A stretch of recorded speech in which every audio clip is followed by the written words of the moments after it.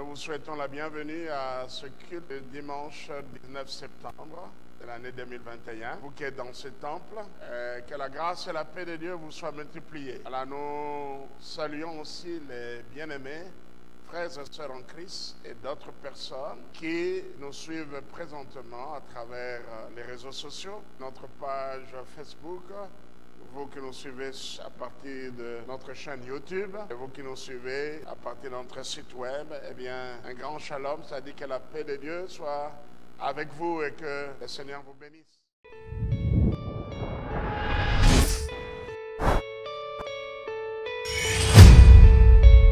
How great is our God? Sing with me, how great is our God? And all will see how great is our God. Merci, oh Dieu. Oui, à celui qui est assis sur le trône. Et à l'agneau soit la louange, l'honneur, la gloire, la force, au siècle des siècles.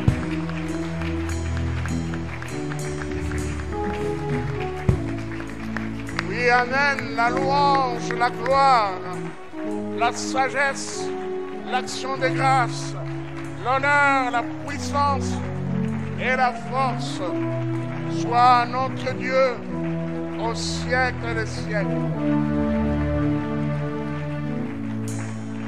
Et nous sommes rassemblés dans ton temple pour te louer et pour t'adorer. Gloire à toi, Jésus.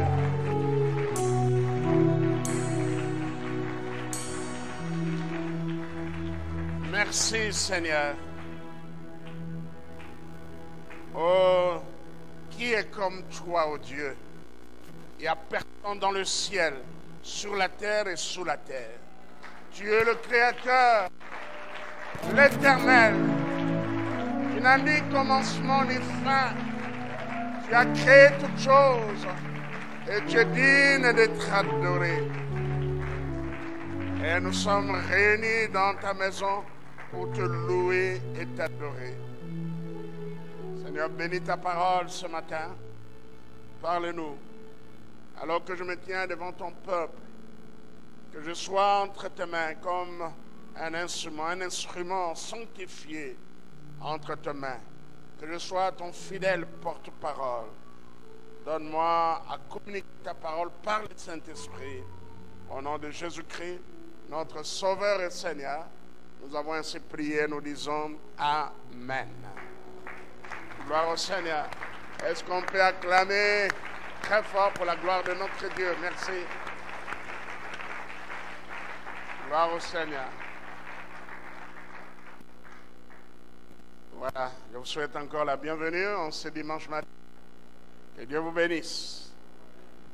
Voilà, le message que je vais apporter ce matin est la suite et la fin, sera la continuité et la fin d'un message que j'ai commencé juste après le séminaire de Pâques que nous avons eu avec le pasteur Antoine Madilo des États-Unis sur Christ, notre Pâques a été immolé. Chaque dimanche, j'ai apporté ce message. Bon, il y a eu des jours où nous avons reçu des visiteurs qui ont apporté la parole ou des personnes qui sont membres de l'Église. Puis je suis parti à Kisangani. À mon retour, depuis que je suis rentré de Kisangani, nous avons reçu de différents orateurs qui ont apporté la parole ici. Le pasteur Dibobo, que je salue, de l'Église La Borne à Zongo, en face de Bangui, la République centrafricaine. Il a apporté la parole ici. Et voilà, il va mieux. Et nous bénissons le Seigneur. J'ai causé avec lui. Et après, il y a eu le pasteur, je crois, Emmanuel Mouteba des États-Unis. Et puis voilà. Alors, le message, si vous avez oublié, la puissance de la croix de Jésus. Je devais achever cet enseignement, un enseignement important, la puissance de la croix de Jésus. Et j'ai divisé cet enseignement en 3 parties. La première partie, nous avons vu la signification et le but de la croix de Jésus, ou le but de la croix. La deuxième partie, nous avons vu les bénéfices de la croix. Et enfin, la troisième partie, nous avons parlé des implications, les implications de la croix dans la vie du chrétien, dans la vie chrétienne. Alors,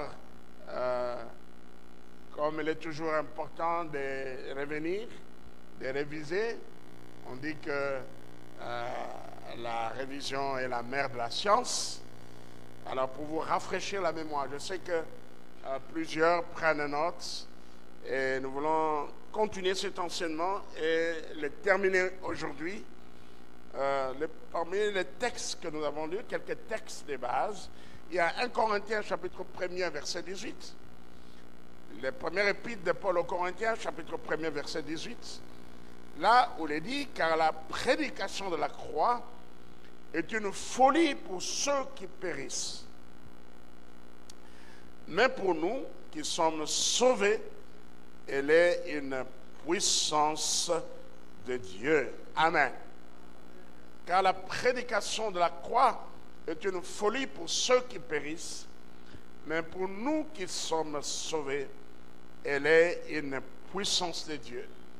Et encore 1 Corinthiens chapitre 1er verset 21 à 24.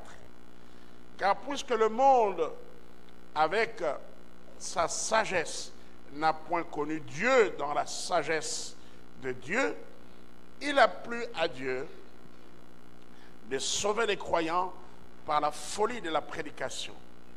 Les Juifs demandent des miracles et les Grecs cherchent la sagesse. Nous prêchons Christ crucifié, scandale pour les Juifs et folie pour le païen, mais puissance de Dieu et sagesse de Dieu pour ceux qui sont appelés, tant Juifs que Grecs. Amen. Et aussi un verset biblique où l'apôtre Paul dit, je vais vérifier dans ma Bible si la référence est bien celle-là. Voilà.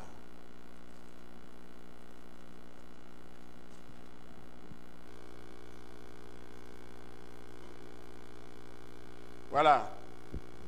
C'est 1 Corinthiens, chapitre 2, verset 2.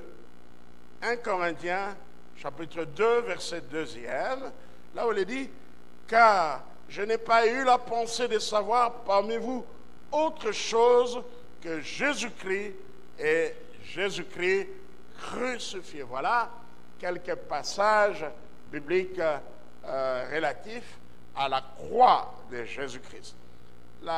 C'était la prédication des apôtres, la croix de Jésus-Christ. Comme je l'ai dit, dans la première partie, nous avons parlé de la signification et du but de la croix. La croix, c'est l'ensemble de l'œuvre rédemptrice de Jésus-Christ. Lorsque nous parlons de la croix, nous voyons la souffrance, la passion de Christ, la mort et la résurrection de Jésus-Christ.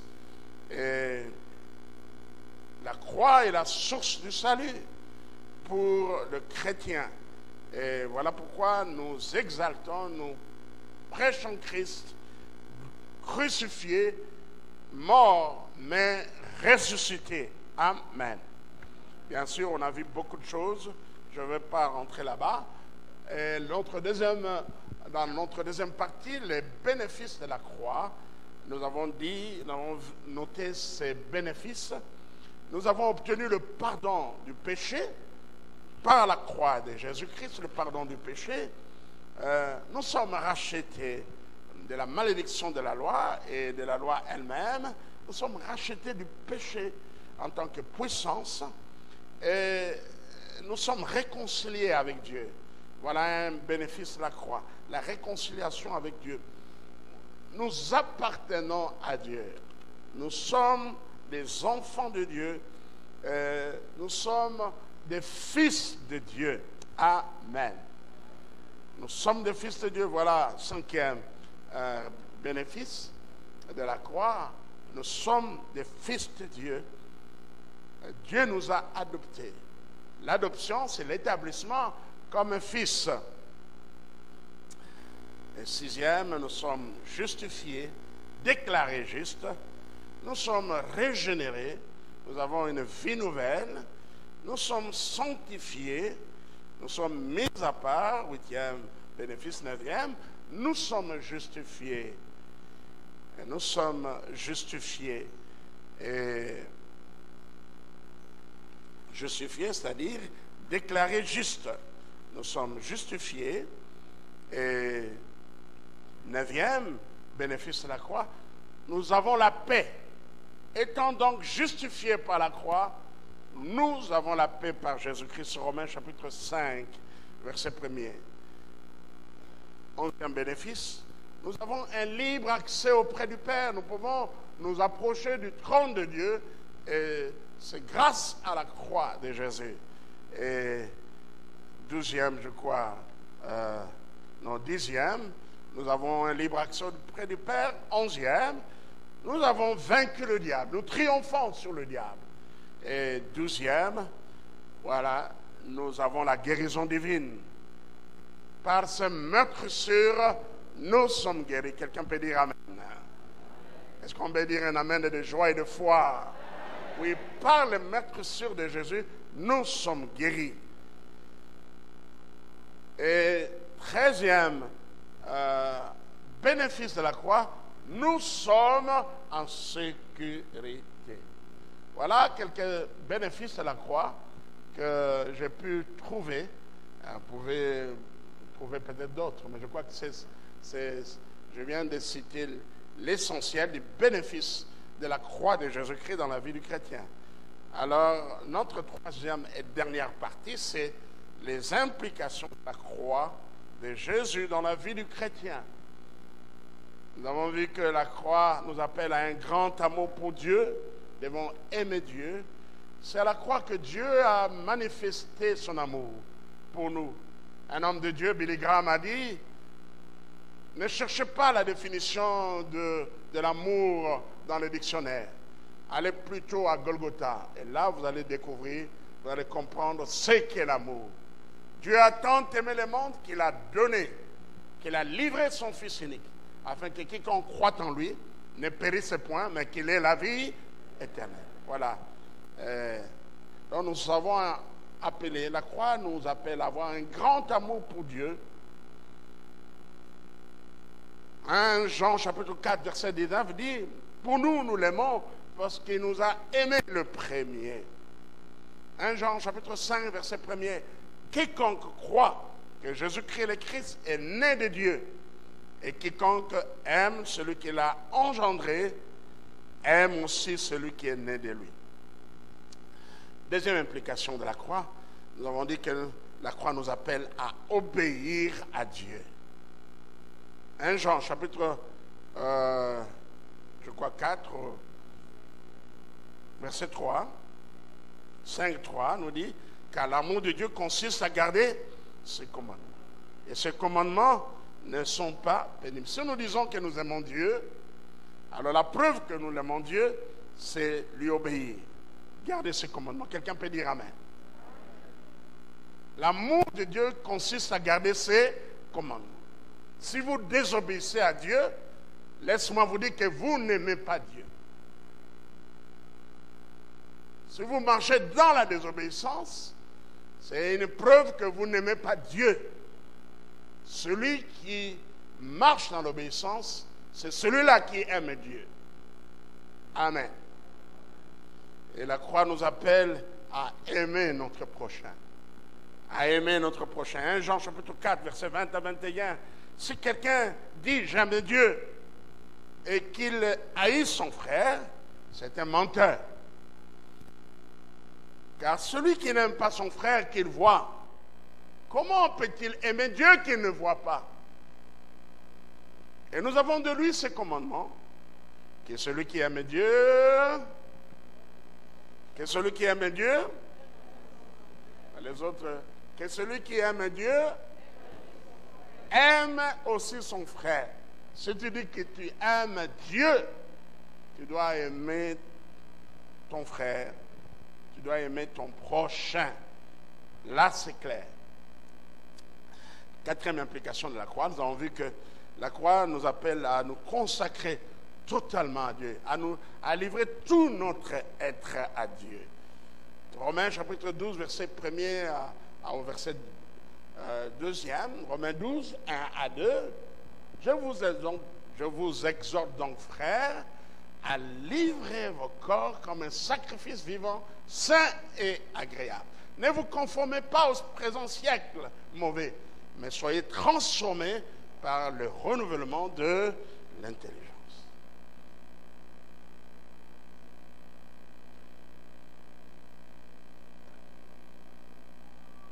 C'est un rappel, ce sont des choses que nous avons vues.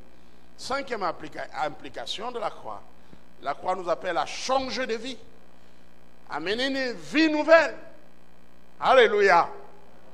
Alléluia. Si votre vie, sur le plan comportemental, n'a pas changé, vous vous comportez comme autrefois. Lorsque vous étiez dans le monde, eh bien, vous n'êtes pas encore passé à la croix. Comme notre pasteur, le patriarche qui nous a quittés, voilà, presque 10 ans, Verneau, disait, passez à la croix. C'est à la croix que nous laissons nos fardeaux, nos péchés. C'est à la croix que nous abandonnons notre vie ancienne pour recevoir la vie de Jésus-Christ. Alléluia. Pour recevoir le jour nouveau, léger de Christ, à changer de vie. Éphésiens 4, verset 17 dit, voici donc ce que je dis et ce que je déclare dans le Seigneur, ce que vous ne devez plus marcher comme les païens qui marchent selon la vanité de leurs pensées. Frères et sœurs, je suis choqué lorsque j'apprends des choses que certains membres de l'Église commettent. Je dis, mais l'évangile de changement que nous prêchons, est-il reçu? Où est-ce que cet évangile passe? Qu'est-ce que vous faites de l'évangile que nous prêchons? Voilà, je vous annonce déjà la prochaine série des enseignements que je vais donner ici, intitulée « Nous n'avons pas reçu, vous n'avez pas reçu l'esprit du monde, mais l'esprit de Dieu. » Vous n'avez pas reçu l'esprit du monde, mais l'esprit de Dieu. Ceux qui ont l'esprit du monde se comportent comme des mondains. Mais ceux qui ont reçu l'esprit de Dieu se comportent comme des enfants de Dieu. Est-ce qu'on peut dire un amen convaincant? Alors vous êtes dirigé par quel type d'esprit? Lorsque j'apprends certaines choses, j'entends certaines choses, je suis choqué. Je dirais, je suis découragé, mais non. Mais parce qu'il y a toujours un reste fidèle. Je dis qu'il y a toujours un reste fidèle. Que celui qui se sanctifie encore. Mais si vous voulez continuer dans votre impureté, allez-y. L'enfer vous attend. Mais moi, j'ai le rôle de vous prêcher la vérité. Même si ça va vous déranger. C'est ça ma mission, de proclamer la vérité. Que celui qui se sanctifie. Que celui qui vit dans l'impureté continue dans son impureté. Oui, la croix nous appelle à changer de vie, à mener une vie nouvelle. Sixième implication, la croix nous appelle à haïr le péché. Parce que c'est à cause du péché que Jésus-Christ est mort à la croix. Comme la Bible nous dit, celui qui pêche, qui pratique le péché, il crucifie pour une seconde fois Jésus-Christ.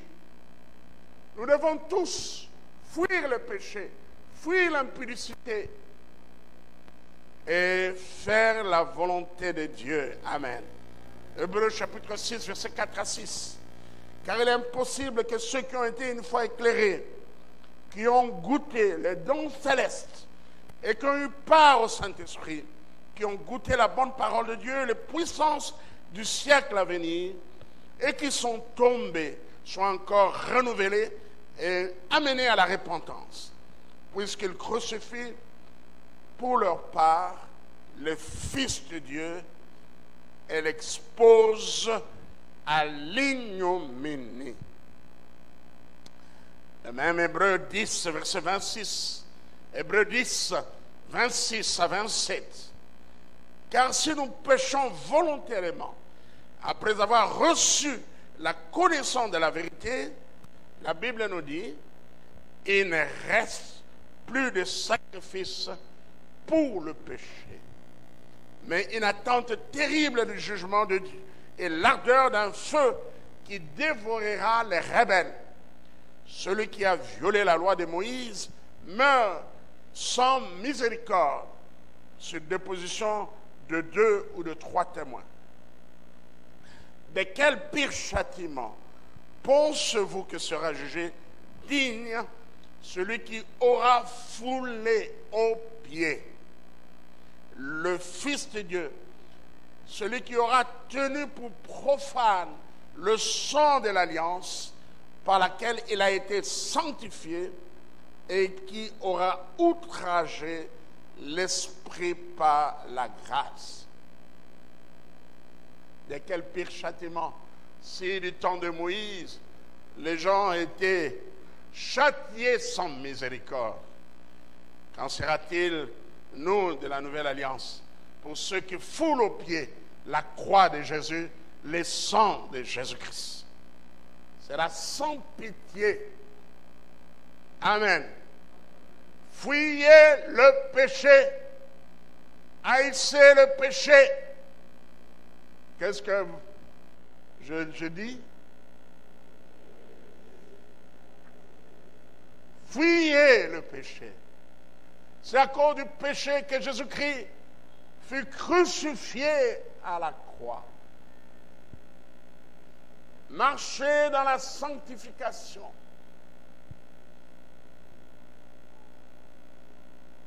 C'est la 7e implication de la croix. La croix nous exige de marcher dans la sanctification.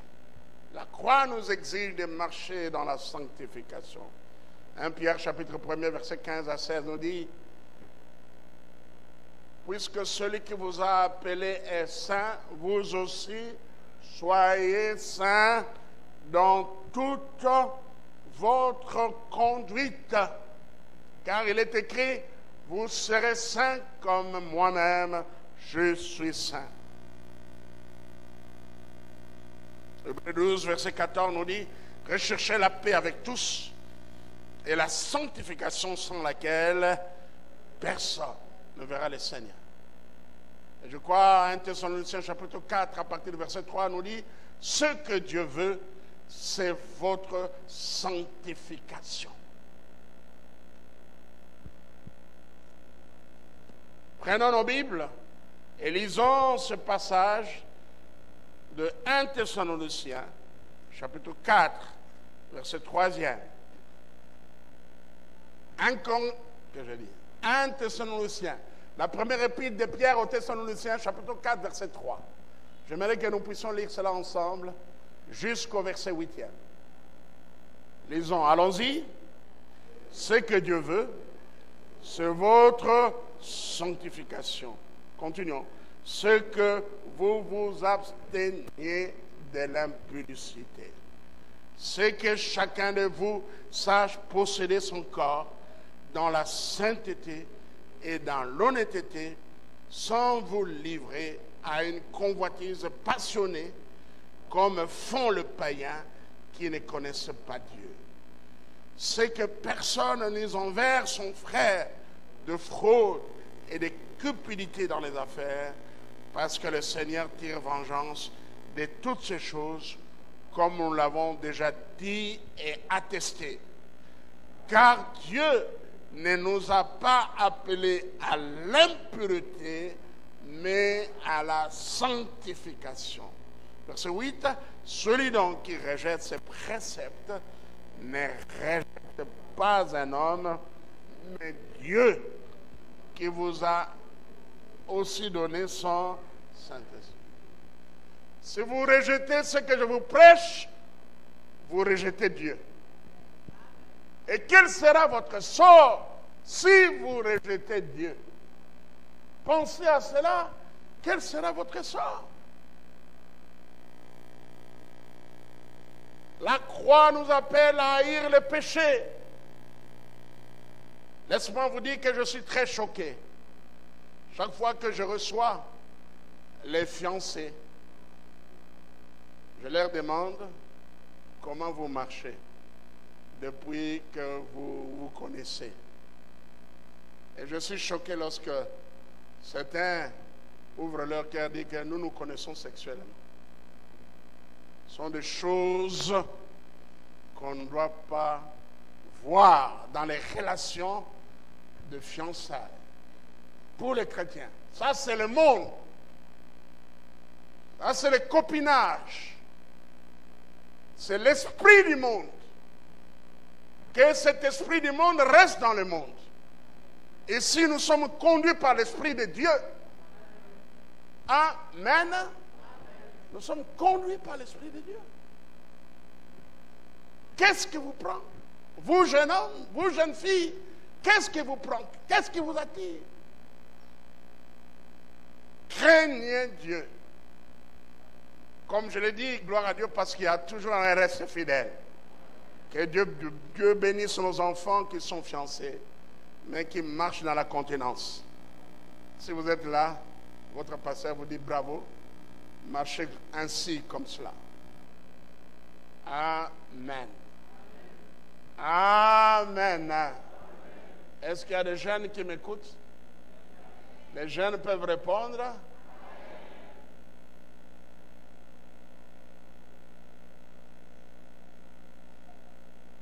J'étais très ravi d'écouter une certaine pasteur. Moi, en face de son fiancé, je ne connais pas un homme. Je suis encore vierge. J'ai dit, c'est vrai, il a dit, oui, pasteur, je ne vais pas te mentir. J'ai dit, félicitations. Garde cette virginité, c'est une couronne. Amen. C'est une couronne. Garde ce cadeau-là pour ton mari. Le jour où on vous bénira. Vous qui avez écouté, reçu l'évangile ici dans cette église, vous qui avez grandi ici, je crois que vous devez tous, hommes, filles comme garçons, rester vierges. Je crois que ce terme est souvent appliqué à l'égard des filles. Amen. Parce que c'est ce qu'on vous a enseigné. Je vois Pasteur Lissouke, il n'y a pas longtemps, on a organisé des séries d'enseignement comme ça. Maman Mélie, je crois, c'est ce que tu as dit aussi. Mais où sont... Y a-t-il encore de jeunes qui écoutent et qui sont prêts à obéir, à garder la parole du reste? Quel est le verset? Est-ce qu'on peut lire le verset d'or de cette année? Lisons ensemble. Je retiens mon pied loin de tout mauvais chemin afin de garder ta parole. C'est votre responsabilité. Je retiens mon pied loin de tout mauvais chemin afin de garder ta parole. Et toujours dans le même psaume, il y a un verset qui dit « Je serre ta parole dans mon cœur afin de ne pas pécher contre toi. Amen. Jeune homme, jeune fille, gardez la parole de Dieu dans votre cœur. Il n'y a pas un autre secret pour vaincre cela, c'est garder la parole. Garder la parole, c'est ce qui fera en sorte que vous entrez dans votre mariage vierge.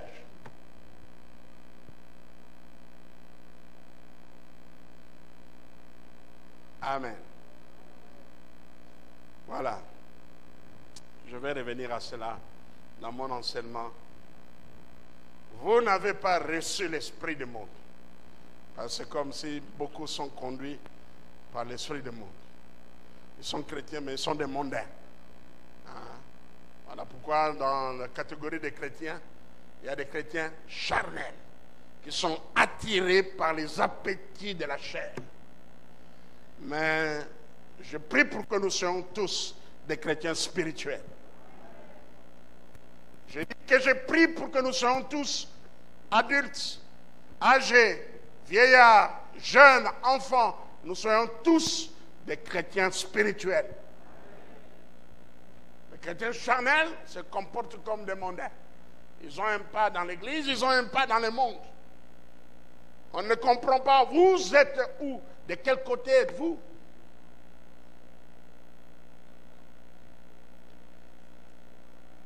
Voilà. 8e implication. La croix nous enseigne que Christ doit régner dans notre cœur.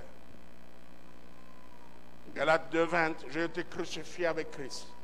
Et si je vis, ce n'est plus moi qui vis, c'est Christ qui vit en moi. Si je vis maintenant dans la chair, je vis dans la foi au Fils de Dieu, qui m'a aimé et qui s'est livré lui-même pour moi. 9e implication, la croix nous enseigne à aimer nos ennemis. 10e, la croix nous exige de pardonner aux autres, de pardonner ceux qui nous offensent, de pardonner nos offenseurs.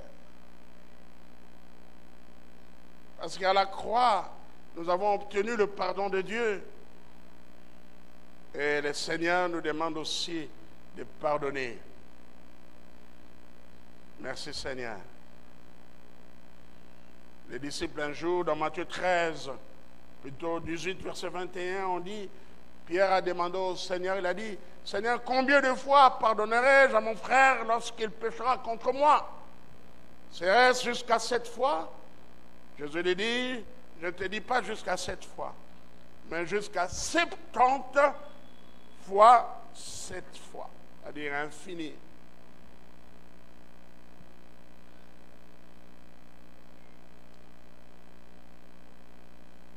Si vous pardonnez aux hommes leurs offenses, votre Père Céleste vous pardonnera aussi.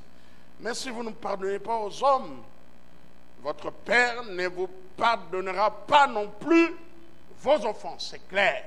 Nous devons pardonner, quel que soit le mal qu'on nous a fait. Matthieu chapitre 6, versets 14 à 15. Si vous pardonnez aux hommes leurs offenses, votre Père Céleste vous pardonnera aussi. Mais si vous ne pardonnez pas aux hommes, votre Père ne vous pardonnera pas non plus vos offenses.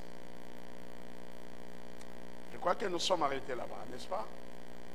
Voilà, nous continuons. 11e implication. Voilà, ici, je commence la suite et nous allons terminer bientôt. La croix nous rappelle que nous connaîtrons la persécution. Nous connaîtrons la persécution. Nous serons persécutés si notre maître a été persécuté. Nous, ses disciples, nous serons aussi persécutés. Matthieu chapitre 5, versets 10 à 12. Ici, nous sommes dans ce magnifique sermon du Seigneur qu'on appelle le sermon sur la montagne. Là où Jésus est en train de décrire la vie du chrétien, il fait le portrait du chrétien sur le plan comportemental. Jésus nous dit, heureux ceux qui sont persécutés pour la justice, car le royaume des cieux est à eux. Heureux serez-vous lorsqu'on vous outragera, qu'on vous persécutera et qu'on dira faussement de vous toutes sortes de mal. À cause de moi, réjouissez-vous et soyez dans l'allégresse, parce que votre récompense sera grande dans le ciel. Car c'est ainsi qu'on a persécuté les prophètes qui ont été avant vous. Amen. Mais je voulais dire, attention, la persécution que les chrétiens ont connue dans le passé, et nous allons connaître, c'est parce que nous avons fait le choix de marcher comme Jésus a marché. Parce que nous avons fait le choix de marcher dans la justice. Parce que nous avons choisi de faire la volonté de Dieu. Amen. Parce qu'il y a d'autres personnes qui, à cause de leur mauvais comportement, lorsqu'on leur reproche cela, ils disent, voilà, je suis persécuté. Non, non, non, vous n'êtes pas persécuté. Vous êtes persécuté à cause de votre mauvais caractère, à cause de vos paroles, de tout ce que vous faites de mal. Mais ici, la persécution a comme mobile vient la cause parce qu'on a choisi de faire la volonté de Dieu. Amen. C'est bien dit, heureux serez-vous ceux qui sont persécutés pour la justice, car le royaume des cieux est à eux. Heureux serez-vous lorsqu'on vous outragera, qu'on vous persécutera et qu'on dira faussement de vous toutes sortes de mal à cause de moi, à cause de Jésus. Et Pierre le dit que personne ne souffre parce qu'il a été voleur, vous avez été voleur, vous avez été un menteur, tout cela, vous êtes impoli, c'est-à-dire un problème de caractère. Ah, mazoko persécutenga. Te zawana persécution te wana. On a le pango yo, nazo foutre la persécution moi été. Yozo la mungana 3h du matin, ozo la musaba ba locataire nyonso. Na prière na yo non. Nous devons être sages, n'est-ce pas? Vous savez, vous connaissez comment sont nos maisons ici, ils ne sont pas bien fermées. Il y a parfois, il n'y a pas de plafond. Hein, il y a seulement la toiture. Quand quelqu'un crie ici, même celui qui est 3 maisons après, il entend. À toi, à 3h du matin, tu élèves ta voix. Tu cries. Oh, Noki. Ce sont des sorciers. Ils n'aiment pas la prière, non. Ils aiment la prière. C'est possible qu'il y ait des gens qui n'aiment pas la prière, mais tu manques de sagesse parce que tu peux prier, bien prier, sans déranger les autres.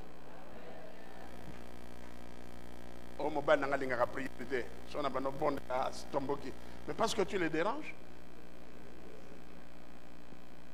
Si tu vas prier, va au salon, si vous avez un salon, et prie sans déranger le sommeil des autres. Amen. Et nous avons connu un cas au début de notre mariage, nous habitions avec quelques frères de l'église. On dit, mes frères, non, on ne prie pas comme ça. Vous pouvez prier sans déranger les autres. Bon, je ne sais pas quel est le commentaire qu'ils faisaient après. Hein? Est-ce que sont-ils partis dehors dire, ah, pasteur, il y a la prière dedans? J'aime bien la prière. Alléluia. Mais attention, nous devons, il y a aussi, nous ne devons pas enfreindre la liberté des autres. Hein? Nous ne devons pas piétiner la liberté des autres. Hein? Ici, on est persécuté à cause de Jésus-Christ. Amen. À cause de Christ. 2 Timothée chapitre 3, verset 12 dit, car tous ceux qui veulent vivre pieusement en Jésus-Christ seront persécutés. Tous ceux qui veulent vivre pieusement en Jésus-Christ seront persécutés. Persécutés parce que nous avons choisi de faire la volonté de Dieu, de marcher comme Christ a marché. Nous avons dit non à la corruption, non à ceci, non aux mauvaises pratiques, non au péché, les autres ne sont pas d'accord, ils vont nous créer des problèmes, ils vont nous persécuter pour cela. 12e implication, la croix nous exige de marcher dans la foi. La croix nous exige de marcher dans la foi. Dans l'épître de Paul aux Galates, chapitre 3, verset 1er au verset 3e, Galates, chapitre 3, verset 1er au verset 3e, l'apôtre Paul dit ceci: ô Galates dépourvus de sens, qui vous a fasciné? Vous, aux yeux de qui Jésus-Christ a été peint comme crucifié. Voici seulement ce que je veux apprendre de vous. Est-ce par les œuvres de la loi que vous avez reçu l'Esprit, ou par la prédication de la foi? Êtes-vous tellement dépourvu de sens? Après avoir commencé par l'Esprit, voulez-vous maintenant finir par la chair?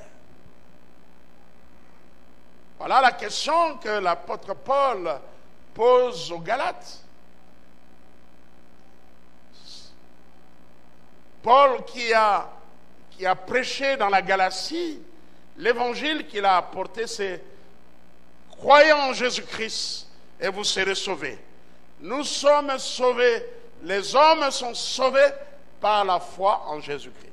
Mais il y a après des judéo-chrétiens, appelés aussi des judaïsants, qui sont passés après, pour dire que non, la foi en Jésus-Christ ne suffit pas, mais il faut observer la loi de Moïse. Voilà le problème qui s'est posé dans les églises de la Galatie. Donc il faut vous faire circoncire, il faut faire accomplir la loi de Moïse. Voilà pourquoi l'apôtre Paul a écrit cette lettre sévère pour faire des reproches, pour aller au secours de cette église, des membres de cette église, de la Galatie, l'église qui était dans la Galatie, ou l'épître aux Galates. Eh bien, qui vous a fasciné? On peut dire, qui vous a ensorcelé? Vous à qui on a prêché l'évangile que vous êtes sauvés par la foi en Jésus-Christ. Et comment voulez-vous retourner dans la loi?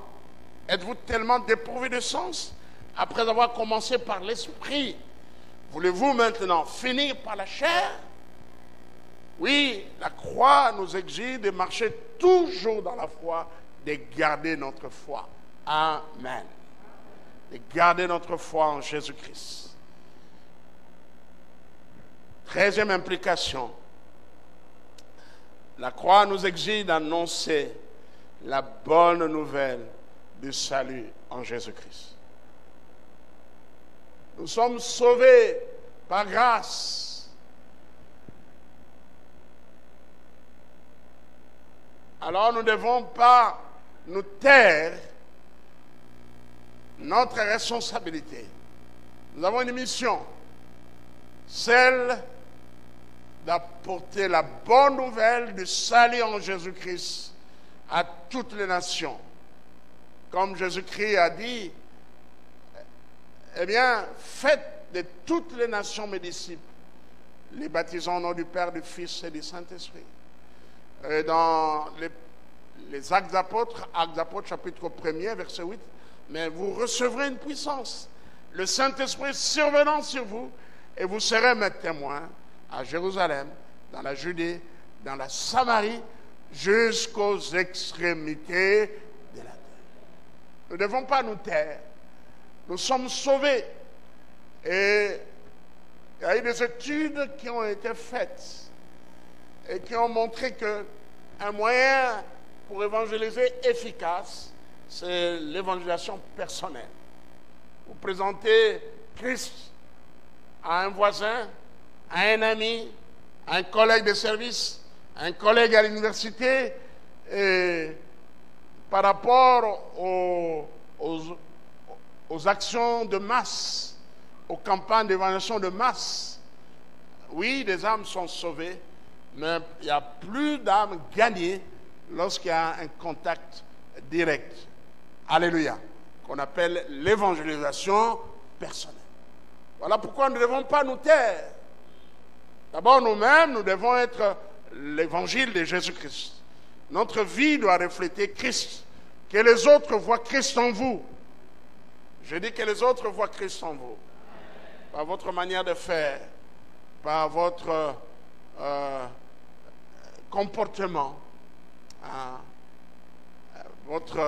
la crainte de Dieu qui se dégage de votre vie, qu'ils trouvent que vous avez quelque chose qu'ils n'ont pas. Alors, vous savez, on dit que ce que vous êtes parle plus fort que ce que vous dites. Ce que vous êtes parle plus fort que ce que vous dites. Amen. Amen. Votre témoignage aura un impact puissant si votre vie est bien conforme à la vie de Jésus-Christ. Même si vous menez Christ, vous prêchez Christ, d'ailleurs, on va dire que on ne va pas vous croire. 1 Corinthiens chapitre 9, verset 16. 1 Corinthiens chapitre 9, verset 16, l'apôtre Paul dit ceci. Car si j'évangélise, je n'ai pas de quoi me glorifier. Car c'est une nécessité qui m'est imposée. Car malheur à moi si je n'évangélise pas. Notez bien ce verset de l'apôtre Paul. 1 Corinthiens chapitre 9, verset 16. Car si j'évangélise, je n'ai pas de quoi me glorifier. Car c'est une nécessité qui m'est imposée. Car malheur à moi si je n'évangélise pas. Parlons de Christ, prêchons Christ à ceux qui sont autour de nous, afin qu'eux aussi connaissent Jésus-Christ. Amen. Voilà une implication, une exigence de la croix pour nous les chrétiens. Et enfin, la dernière implication de la croix. La croix nous rappelle que Dieu jugera les hommes. Amen. Dieu jugera les hommes.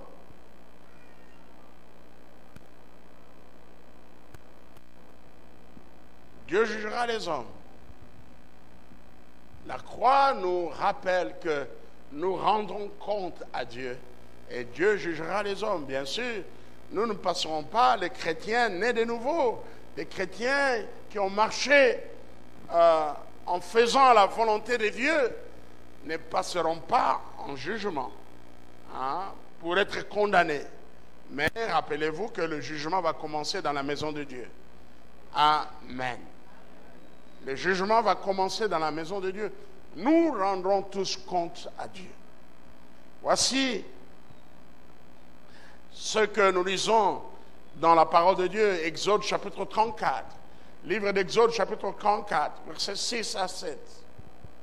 Et l'Éternel passa devant lui, il s'écrie, l'Éternel, l'Éternel est Dieu miséricordieux, compatissant, lent à la colère, riche en bonté et en fidélité, qui conserve son amour jusqu'à 1000 générations, qui pardonne l'iniquité, la rébellion et le péché, mais qui ne tient point le coupable pour innocent, et qui punit l'iniquité des pères sur les enfants et sur les enfants des enfants, jusqu'à la 3e et à la 4e génération. Amen. Amen. Oui, la croix nous rappelle qu'il y a un jugement qui vient. Dieu jugera les hommes. Hébreux chapitre 10, versets 26 à 27. Hébreux chapitre 10, versets 26 à 27. Car si nous péchons volontairement, après avoir reçu la connaissance de la vérité, il ne reste plus de sacrifice pour le péché, mais une attente terrible de jugement et l'ardeur d'un feu qui dévorera les rebelles.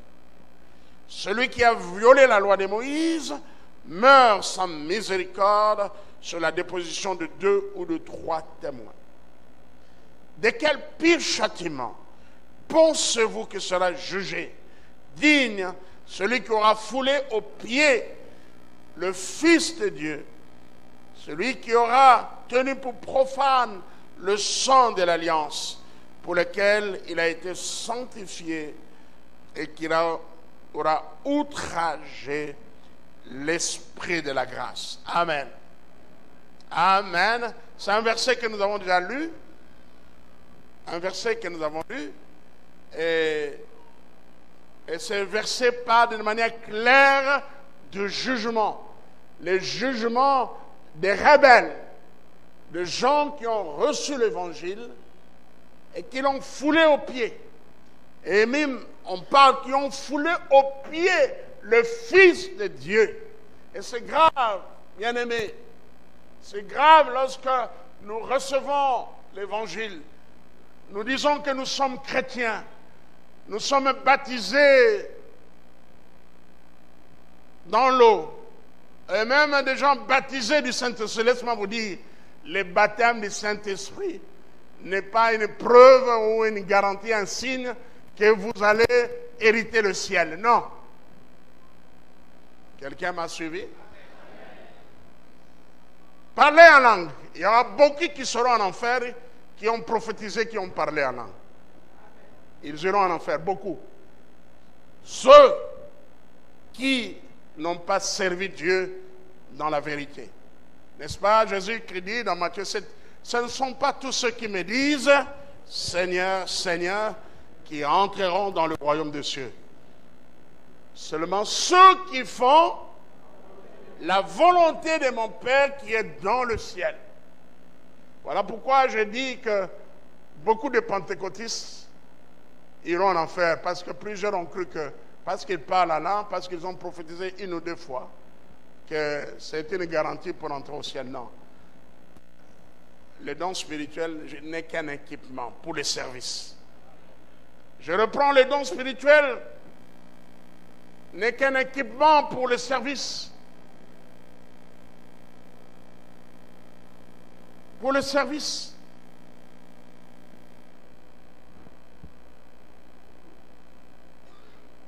Oui, il y a des rebelles, beaucoup de rebelles dans l'église. Qui viennent dans l'église, qui servent, ou ils peuvent même monter d'échelon, ils peuvent même être pasteurs. Comme aujourd'hui on aime des titres, archevêque, archibishop, évêque, mais il y aura beaucoup d'évêques en enfer. Parce qu'ils n'ont pas accompli la volonté de Dieu. Amen. De quel pire châtiment pensez-vous que sera jugé digne celui qui aura foulé aux pieds? Foulé aux pieds. Le terme est fort. Foulé aux pieds, cognata. Le Fils de Dieu qui aura tenu pour profane le sang de l'alliance par lequel il a été sanctifié et qui aura outragé l'Esprit de la grâce. Frères et sœurs, ne tombons pas dans ce cas. Ne tombons pas, ne soyons pas dans les groupes des rebelles, de ceux qui piétinent la parole de Dieu, que ceux qui piétinent le Fils de Dieu, mais soyons dans le cas de ceux qui marchent avec Jésus-Christ. Je dis, soyons des chrétiens qui marchent avec Jésus-Christ. Soyons des chrétiens qui font la volonté de Dieu, qui accomplissent la volonté de Dieu. Eh bien, pour vous, vous ne passerez pas au jugement pour la condamnation. Nous rendrons compte à Dieu, mais c'est par rapport à la récompense. Amen. C'est par rapport à la récompense. D'ailleurs, tous ceux qui se présenteront devant le trône blanc, tout cela, tous ces gens-là, au dernier jour, eh bien, leur sort sera l'enfer. Amen. Amen. Mais Dieu veut que nous tous nous puissions aller dans sa présence. Dieu veut que nous puissions hériter son royaume, entrer dans son royaume, entrer au ciel, C'est ça sa volonté. Amen. Voilà, que le Seigneur bénisse sa parole. Voilà la puissance de la croix de Jésus-Christ. Oui, que personne ne foule aux pieds Jésus, ni le sang de l'alliance. Et nous le foulons, nous foulons Christ, le sang de l'alliance, par notre vie, par notre comportement, par notre vie de désobéissance. Oh non, Seigneur, fais grâce, fais grâce. Merci Seigneur. Y a-t-il ce matin de gens qui sont conscients qu'ils ont foulé aux pieds le Fils de Dieu, qu'ils ont foulé aux pieds les sangs de l'Alliance? Y a-t-il ce matin des gens qui sont conscients, qui sont rebelles à Dieu parce que vous ne faites pas la volonté de Dieu ou vous n'avez pas fait la volonté de Dieu? Y a-t-il quelqu'un qui veut dire à Dieu, Seigneur, pardonne-moi parce que nous sommes encore au temps de la grâce? Dieu est sur son trône de grâce. Il peut encore pardonner avant qu'il soit trop tard. Si vous êtes là, levez-vous, nous voulons prier pour vous. Y a-t-il quelqu'un qui veut se repentir? Y a-t-il quelqu'un qui veut dire que voilà, j'ai piétiné la croix de Jésus par ma vie, en vivant dans l'immoralité, dans l'impudicité, dans le mensonge? Seigneur, pardonne-moi. Si vous êtes là, levez-vous, nous voulons prier pour vous. Merci pour les personnes qui se sont mises debout. Merci pour les personnes qui se mettent debout. Vous êtes conscients que chacun, regardez en vous-même, vous savez comment vous menez votre vie. Vous savez ce que vous connaissez la volonté de Dieu. C'est ce que vous lisez dans la parole de Dieu. C'est ce que nous vous prêchons chaque jour. Mais vous êtes conscients que vous marchez dans la désobéissance à Dieu. Si vous êtes là, levez-vous. Nous voulons prier pour vous. Merci pour ceux qui se sont levés et qui sont sur les hangars. Et merci pour ceux qui se sont levés, qui sont dans ce temple. Miséricorde insondable. Dieu peut-il tout pardonner, absoudre un si grand coupable et le péché oublié?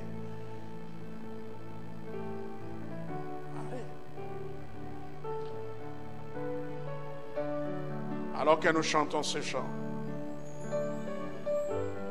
miséricorde insondable, Dieu peut-il pardonner? Alors que nous chantons, vous pouvez, si vous avez encore hésité, nous vous donnons le temps pour vous lever. Nous chantons pour que chacun, nous tous, nous puissions réfléchir à ce que nous avons appris ce matin et dans cet enseignement.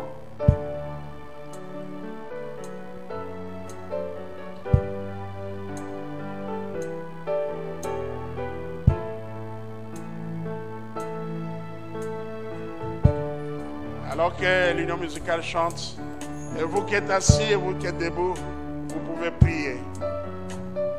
Priez conformément à la parole que nous venons d'écouter. Si vous devez vous repentir, levez-vous.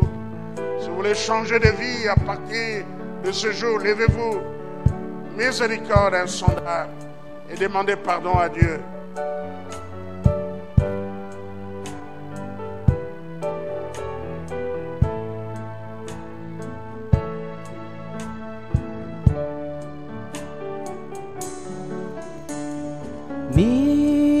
Miséricorde insondable. Seule l'union musicale chante. Dieu peut L'assistance nous. pardonner. Et vous qui êtes assis, vous priez. Vous qui êtes mis debout, vous priez aussi. Absurde, Vous parlez à si Dieu. grand coupable. Et mes péchés oubliés. Jésus, je viens à toi, tel que je suis. Je viens à toi, Jésus, je viens à toi, tel que je suis. Prends-moi, Jésus, je viens, Jésus, je viens à toi, tel que je suis, je viens à toi, Jésus, je viens à toi, tel que je suis.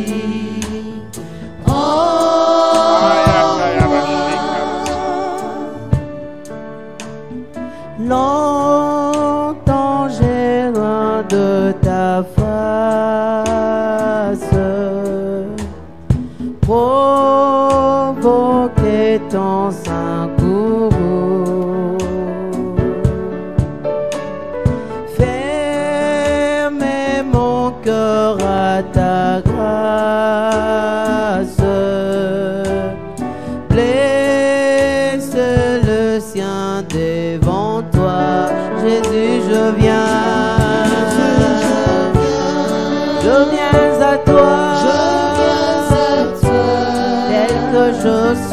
tel que je suis, je viens à toi, je viens à toi.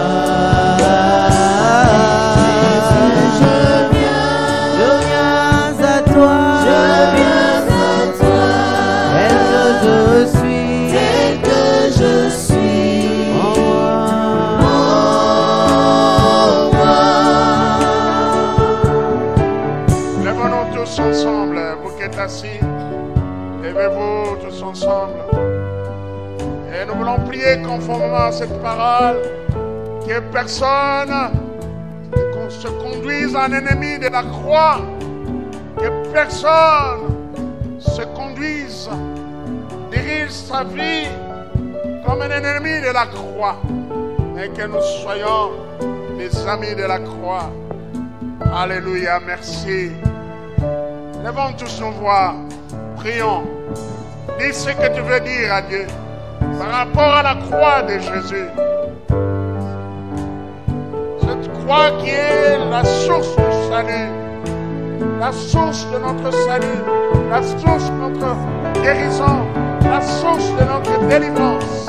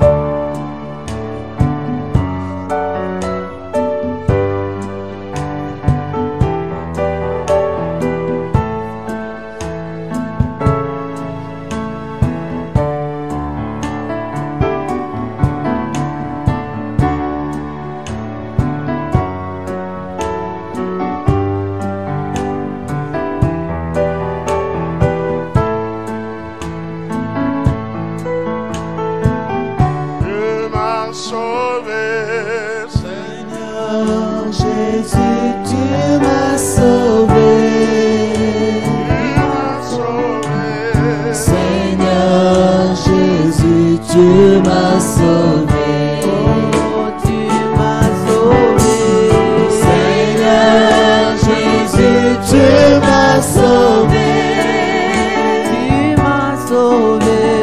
Seigneur Jésus, tu m'as sauvé, oh, alléluia,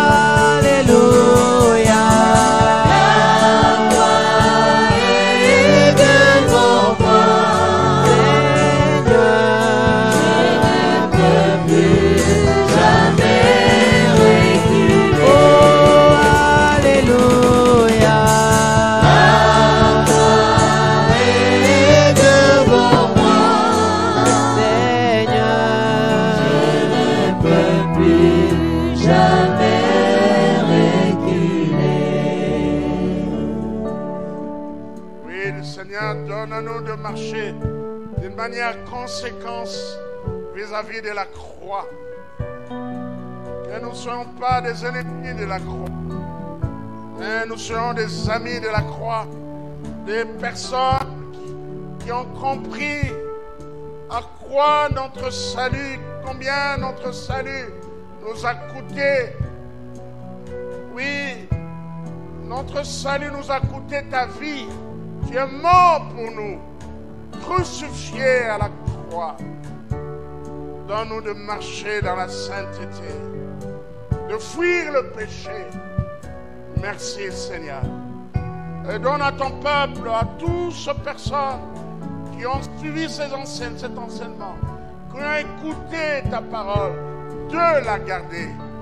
Nous garder ta parole, de la serrer dans notre cœur. Au nom de Jésus-Christ, notre Sauveur Seigneur, nous avons ainsi prié, nous disons Amen.